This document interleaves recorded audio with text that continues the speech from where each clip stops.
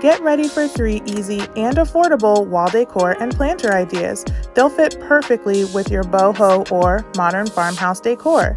And as always, DIY treats. Welcome to my channel, Craft, Eat, Repeat.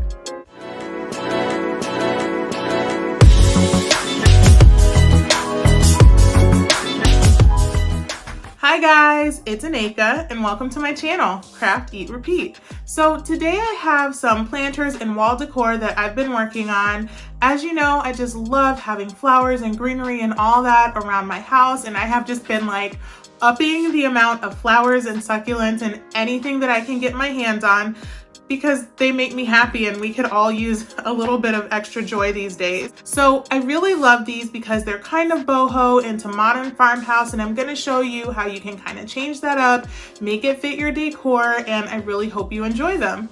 If you're new here, welcome. Thank you so much for stopping by. If you like what you see, please consider subscribing. Everybody hit that bell so you'll be ready when my next video comes out. And after the video is over, head down to the comments and let me know which DIY was your favorite, or please just say hello. Okay guys, it's time to craft. So for my first DIY, I'm going to be using this charger that I got from Dollar Tree. They come in so many colors, it doesn't matter which one you get because we're going to paint it. I used a little bit of heat to take the sticker off of the back, and now I'm going to put some marks to guide me for when I'm going to drill some holes to make this a hanging planter. Now I decided to make my holes about 1.5 inches apart. Of course, if you are using a different plate, you might want to use a different measure to make your markings. The main point is just to make them far enough away and to make enough of them for your plate to be stable when you put your plants on them. Next, we're going to slowly and carefully drill some holes right onto our markings. Now you just want to make sure that your hole is big enough for whatever rope you're using to fit through it comfortably, but not have too much extra space because we're just going to be tying a knot in order to hold this planter up. And I drilled holes on both sides. After I completed that, I was ready to spray paint my charger. I spray painted with this Rust-Oleum white spray paint, and I did both sides, although I did end up painting the back a different color, so decide your color palette before you paint. Next, I knew I wanted to use one of these mud cloth patterns. I've been wanting some decor with this for a while, so I just did a quick Google search for mud cloth pattern, and I found one that I liked. After that, I just used a ruler or any kind of straight edge to imitate that pattern. Now, if you want more of a farmhouse feel, you could do buffalo check. You wouldn't even need to draw it. You could just decoupage some paper or some fabric right onto your charger, or you could do a solid color. That would look really nice as well.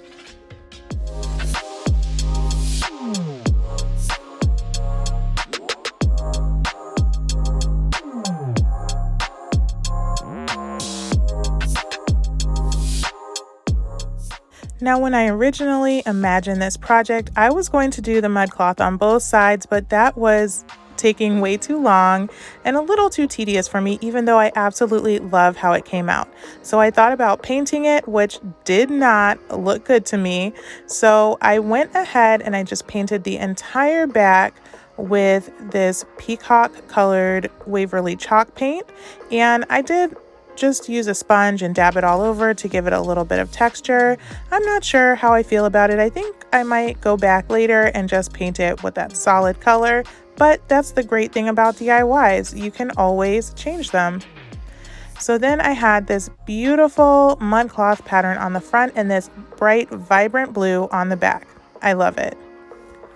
Next, I grabbed my rope and I cut it to about 24 inches. Now, of course, you could cut it to whatever length you want yours to hang. I put it through the hole and then I tied a strong double knot. You could also put a little dab of hot glue right in the middle of your dot if you want more security for your planter. I tend to use artificial plants so they're not as heavy, but if you're going to put anything with soil or anything heavy, you want to make sure that this is very secure. So I put all 10 of my ropes into all 10 of my holes. Next, to add a little detail, I wanted to put some wood beads on there because you know me, I'm never going to pass up a chance to add wood beads.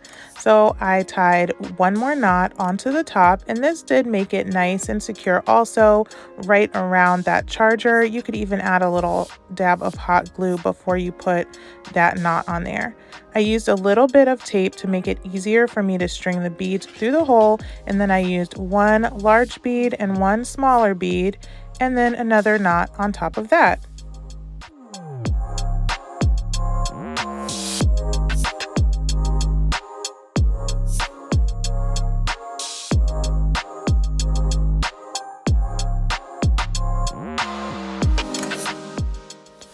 Once I had my beads strung on all 10 of my ropes, that was it. I just tied a large knot right on top in order to hang it, making sure that I had it nice and even and that everything kind of lined up so that my planter would not be lopsided to one side or the other. I think this came out really well, whether you're looking at the mud cloth side or the bright blue on the bottom. It just really adds a pop of color and texture to my space. I styled it with flowers for that modern farmhouse feel, and I also did some with succulents if you want to go for more of that boho vibe. I like both of them, and I love that I could switch it out.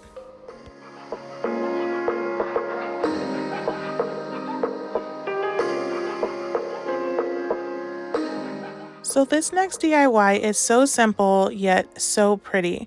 I used these embroidery hoops that I had on hand. I will put a link down in the description to some that you can buy on Amazon. They do have some at Walmart, and I've also seen them at thrift stores, so just keep your eye out. They're usually about 75 cents if you buy them there.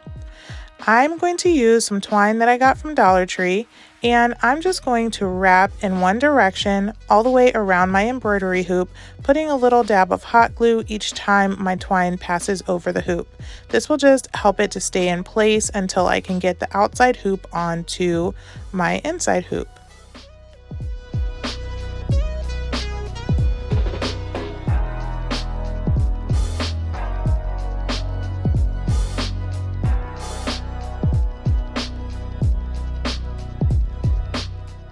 Next, I'm going to find another direction where my twine crosses at least once over my original twine, and I'm going to do the same thing. I'm just going to wrap it around. I did probably 5 or 6 times each. It really just depends on the size of your hoop. Once that's done, I'm going to put my outside hoop onto my inside hoop. Make sure that wherever that clasp is where you want the top of your hoop to be. So in other words, make sure that the pattern that you did in your crisscross is kind of pointing in the direction that you prefer, because you'll most likely hang this with that clasp. Now, I did 3 of these in different sizes and with my twine going in different directions, and now it's time for me to grab some succulents or flowers and just put a little dab of hot glue, or some of these succulents, which I did get from Dollar Tree, have little clips on the back. So really, you could switch this out for all seasons, and you can use it again and again with different decor. I love the simplicity of these. They do look modern, but they just have a little bit of that natural feeling to them. I love how they came out, and I love how easy they were.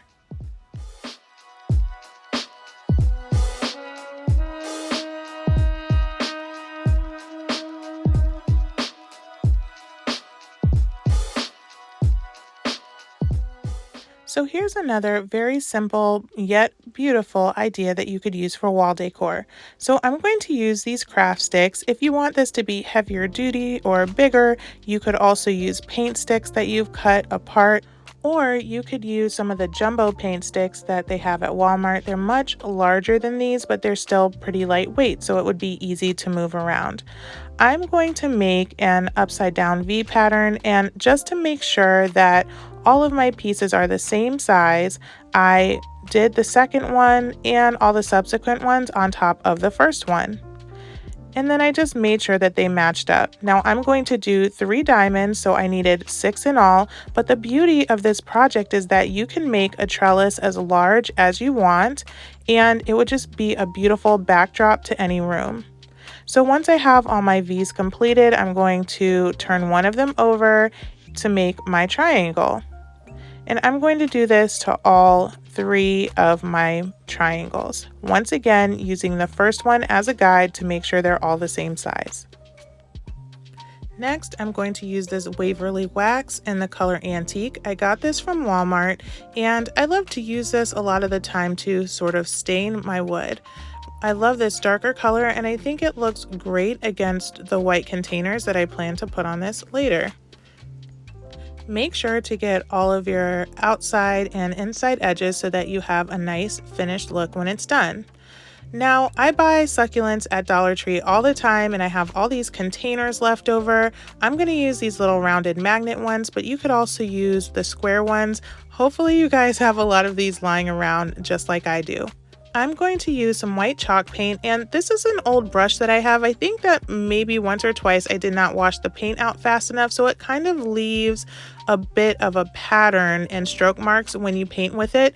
But in this instance, I really liked that, and so I wanted to do all of my magnets with it because I like that textured look that it gave my containers.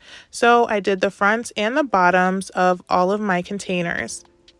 So now that my diamonds are dry, I'm going to go ahead and flip them over, and I'm just going to use another craft stick cut to size as kind of a bridge to glue all of these together.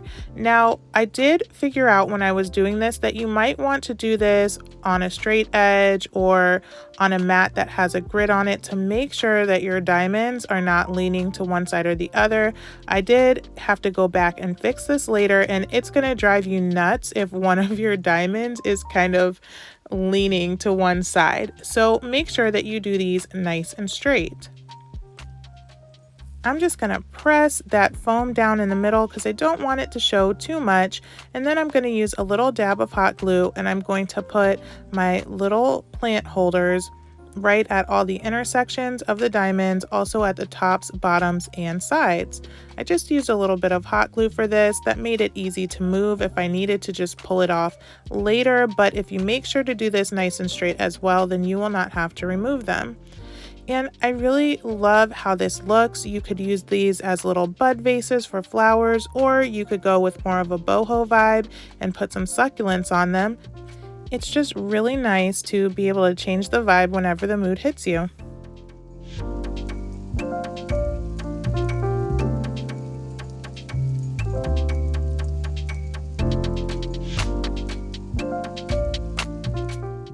Okay guys, head down to the comments and let me know which one you liked the most. I personally liked how easy all of them were to put together, and I like the versatility of them. They all came together really quickly except for drawing the pattern on that platter, but you know, I had been wanting something with a mud cloth type of vibe for a while, so even though it took a while, it was well worth it. But let me know which one you liked the best. So as I told you guys in my last video, my oldest had a birthday recently, and we can't have a party or anything, but I told her I would make her anything she wanted to eat, and her response was a cherry Slurpee and Doritos, which I thought was absolutely adorable, but I couldn't find a Slurpee machine that I could use. So my solution was to search Pinterest and find some of these cherry Slurpee themed cupcakes. Now, I want you to watch how it came together, and I will tell you at the end if it was a Pinterest success or a Pinterest fail, but either way, I had fun making them. So it's time to eat. So to make these Slushie cupcakes, I'm going to do a buttercream icing. So I'm going to use some butter and mix it. And I'm just going to add an ingredient later to make it taste like a slushie, but maybe you guys have some ideas on how I could actually make this a little bit better. After my butter was mixed, I went ahead and mixed in 4 cups of powdered sugar, 1 cup at a time, and then I added some salt.